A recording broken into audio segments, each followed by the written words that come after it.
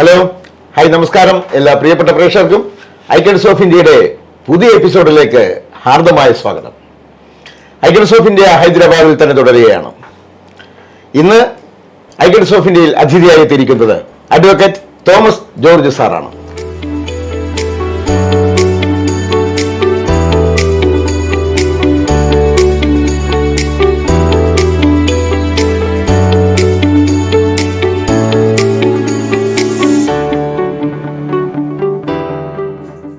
Advocate Thomas George sir, icons of ഇന്ത്യയിലേക്ക് സ്വാഗതം. സാറിന്റെ വിശേഷങ്ങളാണ് ഞങ്ങളുടെ പ്രേക്ഷകർ കാത്തിരിക്കുന്നത്. ഒരു അഡ്വക്കേറ്റാണ് അല്ലേ, കോടതിയിൽ പുലിയാണ്. അപ്പോൾ കുറെ കോടതി വിശേഷങ്ങളാണ് സാർ ഇന്ന് പങ്കുവെക്കാൻ പോകുന്നത്. ഞാൻ ഇവിടെ വന്നത് 1987-ലാണ്. 87 എൻ്റെ ഭാര്യ നിർമ്മല ഒരു കോളേജ് ലെക്ചറായിരുന്നു അന്ന്, സുവോളജിയിൽ.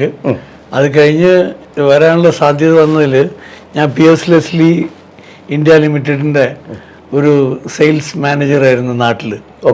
അപ്പോൾ അങ്ങനെ അവിടെ നിന്ന് എൻ്റെ കല്യാണത്തിനോടനുബന്ധിച്ച് ഭാര്യ ഇവിടെയും ഞാൻ അവിടെ ആയപ്പം ആ കമ്പനിയുടെ ഒരു പ്രോത്സാഹനം എന്ന നിലയ്ക്ക് അവരിവിടെ ഒരു ബ്രാഞ്ച് തുടങ്ങാനായിട്ട് എന്നെ ഇങ്ങോട്ട് ഡെപ്യൂട്ട് ചെയ്ത്. അത് കഴിഞ്ഞിട്ട് ലോ എൻ്റെ ഒരു പാഷനായിരുന്നു. ലോ പഠിക്കാനായിട്ട് അന്നത്തെ കാലത്ത് കേരളത്തിൽ ആ കൂടെ 2 കോളേജേ ഉള്ളൂ. ഒന്ന് ലോ കോളേജ് എറണാകുളം, പിന്നെ ലോ അക്കാഡമി ട്രിവാൻഡ്രം. അപ്പോൾ ഇവിടെ വന്നു കഴിഞ്ഞപ്പോഴാണ് അറിയണത് ഇവിടെ ഈവനിങ് കോളേജ് ഉണ്ടെന്ന്.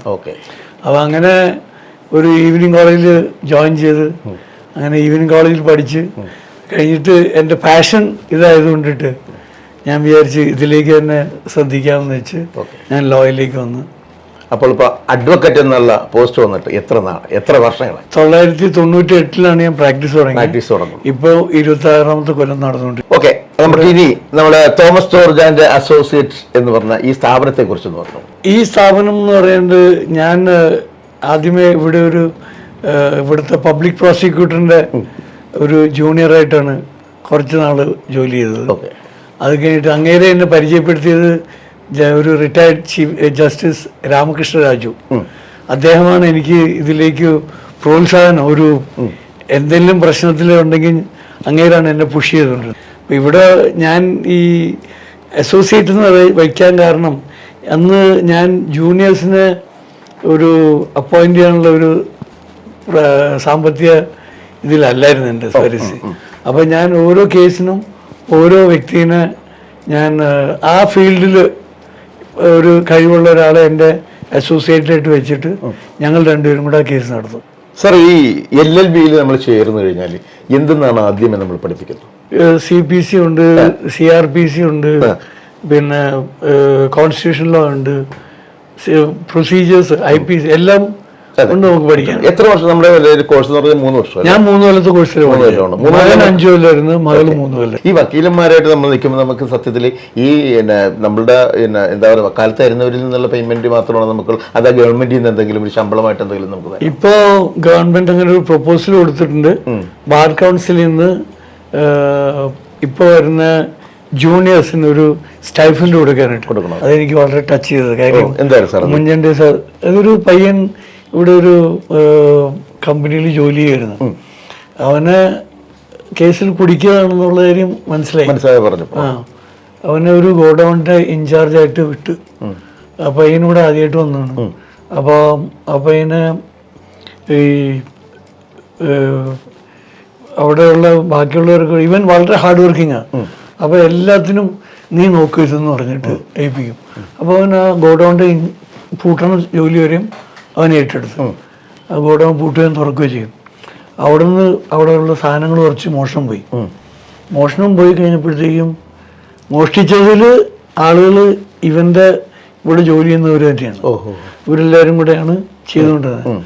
അപ്പം ഇത് ഉമ്മൻചാണ്ടി സാറിൻ്റെ അടുത്ത് പോയി കഴിഞ്ഞപ്പോഴത്തേക്കും അങ്ങനെ ലിബി ബെഞ്ചമിൻ ഇവിടെ ഒരു മലയാളി അസോസിയേഷൻ്റെ ഒക്കെ വളരെ ഇത്തിരി പൊളിറ്റിക്കലിയൊക്കെ ഇൻഫ്ലുവൻസ് ആയിട്ടുള്ള ഒരാളാണ്.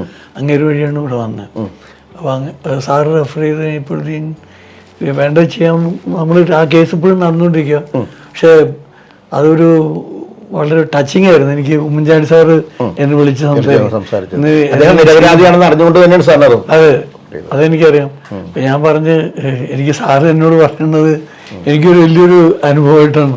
നമുക്ക് എന്തായാലും നമുക്കൊന്ന് നാട്ടിലെ വിശേഷങ്ങളും വീട്ടിലെ വിശേഷങ്ങളിലേക്ക് പോകാം. നാട് ചേർത്തല പള്ളിപ്പുറം. ചേർത്തല പള്ളിപ്പുറം. ഞാൻ ചേർത്തല അരൂരി. വീട്ടുപേര്? വീട്ടുപേര് ഉപ്പൂടുന്നയിൽ എന്ന് പറയും. അച്ഛൻ്റെ പേര്? ആന്റണി ജോർജ് എന്ന്. എൻ്റെ അമ്മ വടക്കം പറയൂരിൽ നിന്നാണ്. സാറിന്റെ സഹോദരങ്ങളും സഹോദരികളും? ഞങ്ങള് 3 ആണും 1 പെണ്ണുമാണ്. പഠിച്ചത് സ്കൂള്? പഠിച്ചത് ഞാൻ സെന്റ് ട്രീസസിലാണ് സ്കൂള്. LKG അന്നോ? അന്ന് നഴ്സറി തൊട്ടിട്ട് ഞാൻ 4ാം ക്ലാസ് വരെ സെന്റ് ട്രീസസിലാണ് പഠിച്ചത്. Okay okay. അത് കഴിഞ്ഞിട്ട് പിന്നെ രാജഗിരി പഠിച്ചു. രാജഗിരി. പിന്നെ സെന്റ് ജോസഫ്സിൽ പഠിച്ചു. Okay okay. പിന്നെ ആൽബർട്ട്സിൽ പഠിച്ചു. അത് കഴിഞ്ഞിട്ട് തേവരയിൽ പഠിച്ചു. LLB പഠിക്കുന്നതിന് മുമ്പ് സാർ കല്യാണം കഴിച്ചു, വിവാഹം കഴിച്ചു? ഓ ശരി. അപ്പൊ നമ്മൾ അവിടെ അതിൽ ജോലി ചെയ്യുന്ന സമയത്ത് കല്യാണം കഴിച്ചു. എവിടെ നിന്നായിരുന്നു കല്യാണം കഴിച്ചത്? എന്റെ വൈഫിന്റെ ഒറിജിനൽ ആയിട്ടുള്ള സ്ഥലം ചിറ്റാറ്റുകര പുൽക്കൂട്ടിൽ എന്ന് പറയും. ചിറ്റാറ്റുകര പുൽക്കൂട്ടിൽ, ഗുരുവായൂരടുത്ത്. ഓക്കെ. പക്ഷെ അവര് ജനിച്ചത് അവിടെയാണ്, വളർന്നത് മുഴുവൻ ഹൈദരാബാദിലാണ്. ഓ ശരി ശരി. അവരുടെ എന്റെ ഫാദറിന്റെ ഒരു ഫിലിം ഡിസ്ട്രിബ്യൂഷൻ കമ്പനിയിലായിരുന്നു. അപ്പൊ അതുകൊണ്ടിട്ട് പുള്ളിക്കാരത്തി ഇവിടെ തന്നെ പഠിച്ചതും എല്ലാം. എന്താ പേരെന്താണ്? നിർമ്മല. PC നിർമ്മല. കേരളത്തിൻ്റെതായ തനതായ പേരാണ് നിർമ്മല എന്നൊക്കെ പറയുന്നത്. എത്ര മക്കളുണ്ട് സാറിന്? എനിക്ക് 2 മക്കളാണ്. പേര് പറഞ്ഞോളൂ. മൂത്തത് മോളാണ് മൃദുലിക. അവരാണ് ഞാൻ പറഞ്ഞ LLM ആർബിട്രേഷൻ കോർപ്പറേറ്റ് ലോയറാണ് ഡൽഹിയിൽ. എൻ്റെ മരുമകൻ ഡാനിയൽ പോസ്റ്റ് ഗ്രാജുവേറ്റ് ആണ്. അത് കഴിഞ്ഞിട്ട് അങ്ങേരും കോർപ്പറേറ്റ് ലോയറാണ്. മോൻ എൻ്റെ കൂട്ടത്തിലുണ്ട്. മോൻ ഇതാണ്, അദ്ദേഹം കോൺസ്റ്റിറ്റ്യൂഷൻ ലോയിൽ ഗോൾഡ് മെഡലിസ്റ്റ് ആണെന്ന് പറഞ്ഞില്ലേ. അത് കഴിഞ്ഞിട്ട് ഇപ്പോൾ ഇവിടെ എൻ്റെ കൂട്ടത്തിൽ പ്രാക്ടീസ് ചെയ്യാണ്. അപ്പോൾ സാർ എന്തായാലും ഇനി പുതുതായിട്ട് LLB പാസ്സായി വരുന്ന നമ്മുടെ ജൂനിയേഴ്സിനോട് സാറിന് എന്താണ് പറയാനുള്ളത്? ഇത് വളരെ നല്ലൊരു പ്രൊഫഷനാണ്. ആത്മാർത്ഥതയോടെ ജോലി ചെയ്യുന്നതാണ്. ഒരു സ്വയം സംതൃപ്തിക്ക് വേണ്ടിയിട്ട് ജോലി ചെയ്യുകയാണെങ്കിൽ ഇതാണ് ഏറ്റവും നല്ല ഒരു പ്രൊഫഷൻ. എവിടെയും ചെന്നാൽ ഒരു ആധികാരികമായിട്ട് നമ്മൾ ചെയ്യുന്ന ജോലി തൃപ്തിയോടെ ചെയ്യാൻ കഴിയുന്ന ഒരു സംതൃപ്തി, ആത്മസംതൃപ്തി കിട്ടുന്ന ഒരു പ്രൊഫഷനാണ് ലോ. അതാണ് എനിക്ക് വരും തലമുറയോട് പറയാനുള്ളത്. That you do law, come to this profession, enjoy your life. Okay. അപ്പൊ എന്തായാലും അതെ, നിരപരാധികളായ ആളുകളൊക്കെ വന്നു കഴിഞ്ഞാൽ നമ്മളുടെ കയ്യിൽ വന്ന് അവർക്കൊക്കെ ആ നിരപരാധിത്വം തെളിയിക്കാനുള്ള ഒരു അവസരം ഇനിയും ഉണ്ടാകട്ടെ, വിജയങ്ങളിലേക്ക് കുതിക്കട്ടെ എന്ന് ആശംസിക്കുകയാണ്. ഇത്രയും നേരം സാറ് ഞങ്ങളുടെ ഐക്കൺസ് ഓഫ് ഇന്ത്യയുടെ പ്രേക്ഷകർക്ക് നൽകിയ ആ വിശേഷങ്ങൾക്ക് ഒത്തിരി നന്ദി sir. Thank you so much. Thank you. അപ്പോൾ ഇന്നത്തെ ഐക്കൺസ് ഓഫ് ഇന്ത്യയുടെ പൂർണ്ണമാവുകയാണ്. ഇനിയും നമ്മ അടുത്ത എപ്പിസോഡിൽ വീണ്ടും കാണും. അതുവരെ തൽക്കാലം വിടാം. ഹരിശ്രീ യൂസഫ്.